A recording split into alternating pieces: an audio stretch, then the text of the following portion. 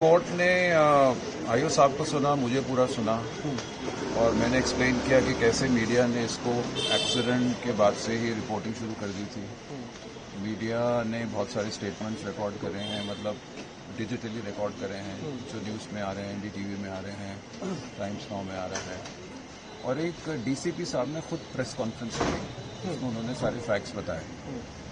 जब हम एफआईआर पढ़ते हैं जो 10 घंटे के बाद रजिस्टर होती है, इंसिडेंट है 1:30 बजे का, एफआईआर हो रही है रात को 11:30 बजे, उसका जो भी वर्जन है एफआईआर का वो प्रेस कॉन्फ्रेंस के भी अगेंस्ट है, उसके खिलाफ है, कॉन्ट्रडिक्ट कर रहा है, पूरा वर्जन ही कॉन्ट्रडिक्ट कर रहा है। और जो एक शख्स है जिसने गाड़ी में बिठा के हॉस्पिटल में लेके गया, उसके भी बयान अगर आप देखेंगे तो मीडिया में बहुत सारे आए हुए हैं, वो भी कुछ और कहानी बताते हैं। सो कहीं ना कहीं ये लग रहा है एफआईआर पढ़ के कि एफआईआर का वर्जन जो है वो सही नहीं है, इनकरेक्ट है। इसका कारण क्या है हम इस स्टेज पे आपको नहीं बता सकते हैं। देखिए, बड़ा अनफॉर्चुनेट इंसिडेंट है, एक शख्स की डेथ हुई है, we all are very sorry for that. But जो कानून है, कानून तो अपने हिसाब से चलता है। अगर रैश एंड नेग्लिजेंट ड्राइविंग से किसी की डेथ है और कंट्री में वो बेलेबल ऑफेंस है, फिर वो बेलेबल ही है। आप उसको नॉन बेलेबल घुमा फिरा के कोई और सेक्शन ऐड करके करें, वो बड़ा अनफॉर्चुनेट हो जाता है। इसमें डीसीपी साहब ने खुद बताया कि जो एक्सीडेंट हुआ वो एक्सीडेंट तब हुआ जब एक गाड़ी बीएमडब्ल्यू जैसी सीधी जा रही है, धौला कुआं क्रॉस करते अगर हम आगे जाते हैं तो एक टर्न आता है, तो वो जो टर्न है वो काफ़ी एकदम शार्प है, बहुत शार्प टर्न है। तो जब वो टर्निंग आई तो उसका जो कोने वाला पोर्शन था, डिवाइडर के साथ वाला, उसमें गाड़ी पहले लगी, आगे का पोर्शन लगा। ये डीसीपी साहब का वर्जन है। जब आगे उसकी गाड़ी लगी तो गाड़ी टर्न हुई, गाड़ी टर्न हुई तो लेफ्ट साइड में जो था ये टू व्हीलर एक जा रहे थे दोनों, टू व्हीलर के साथ में डीटीसी बस थी। सो गाड़ी कभी भी बीएमडब्ल्यू गाड़ी कभी भी फ्रंट से टू व्हीलर के साथ नहीं टकराई। ये सीसीटीवी की रिकॉर्डिंग है जो आज ये अभी लेके भी नहीं आया, रिमांड के टाइम उसको प्रोड्यूस भी नहीं किया। तो वो साइड में लगी, पीछे से टू व्हीलर से लगी, टू व्हीलर स्लिप होकर बस की तरफ गया और बस के साथ टकरा गया और गाड़ी टर्टल हो गई। गाड़ी जो थी है बीएमडब्ल्यू, वही पूरी टर्टल है। गाड़ी के अंदर जितने भी सवार हैं, हस्बैंड वाइफ बच्चे, वो भी गाड़ी के अंदर हैं। एयर बैग्स खुले हुए हैं, उनकी भी चोट लगी है। तो ये रैश एंड नेग्लिजेंट एक्ट का तो केस है ही नहीं। चलो मान भी लिया जाए कि रैश एंड नेग्लिजेंट एक्ट था कि आपने डिवाइडर नहीं देखा, 304 का केस कैसे बन गया? Culpable homicide not amounting to murder. There is an allegation कि आप इनको बिठा के 45 मिनट्स दूर के एक हॉस्पिटल में ले गए। वो सुपर स्पेशलिटी हॉस्पिटल है, वो छोटा नर्सिंग होम नहीं है। कई बार ऐसा होता है, मैं खुद इंजर्ड होता हूँ तो मेरा कॉन्फिडेंस होता है नहीं, वो हॉस्पिटल हमने देखा है, हॉस्पिटल बहुत अच्छा है, वहाँ हमने इलाज कराया हुआ है, कोविड में हम वहीं गए थे, अब वहाँ ले चलो, वहाँ डॉक्टर कराएंगे। और ये भी एविडेंस है कि लेडी जो है एक्यूज है, उसने फोन करके डॉक्टर से टाइप कर रही है कि हम आ रहे हैं, आप इमरजेंसी रेडी रखिए।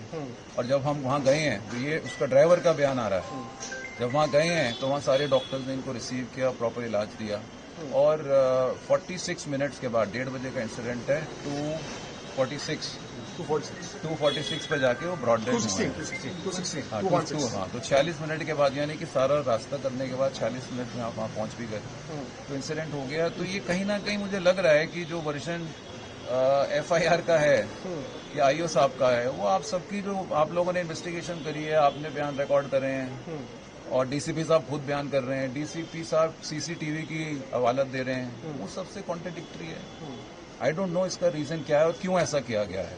अब वो कोर्ट में 2 दिन का वो हो गया है, जेसी हो गई है, जेसी 2 दिन का जेसी हुआ, 2 दिन की जेसी हो गई है। हमने बेल एप्लीकेशन फाइल कर दी है, बेल एप्लीकेशन की हियरिंग परसों और इनको प्रोड्यूस भी किया जाएगा। और अभी डॉक्टर का इलाज भी होगा, डॉक्टर के पास भी लेके जाएंगे, उसके बाद जेसी में जाएंगे। तो आज इनको जेसी में जेल भेज दिया। हाँ, भेज दिया। हाँ। सर, जो अगर पुलिस की बात करें तो पुलिस क्या कह रही है अपनी इनिशियल इन्वेस्टिगेशन में? जो कार थी बीएमडब्ल्यू, जो कि बहुत हाईटेक कार है, उसकी क्या स्पीड रही होगी at the time of accident? देखो, ऐसा है ना, जो एफआईआर है वही तो पुलिस का वर्जन तो एफआईआर होता है। हाँ, एफआईआर से पहले तो कुछ है ही नहीं जी।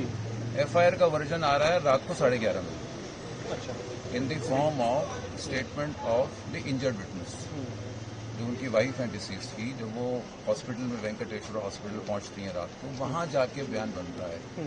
हमारा कहना है, देखो अभी तो इट्स वेरी अर्ली, हम तो केवल अपना वर्जन बता सकते हैं।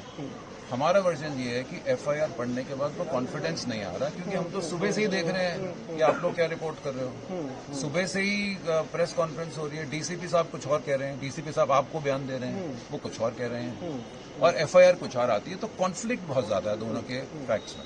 सर, जो ये एक्ट है कि जो स्पोर्ट है, स्पोर्ट से 20-19 किलोमीटर दूर ले जाना पेशेंट को, पुलिस उसको किस तरीके से डिफाइन कर रही है, क्या कह रही है उस एक्ट कैसे? देखिए, अभी तो वो कह रही है कि वहाँ इतनी दूर ले जाने की जरूरत क्या थी। देखो क्या होता है, जो लेडी लेके गई, जो एक्यूज लेडी है, वो खुद भी इंजर्ड है।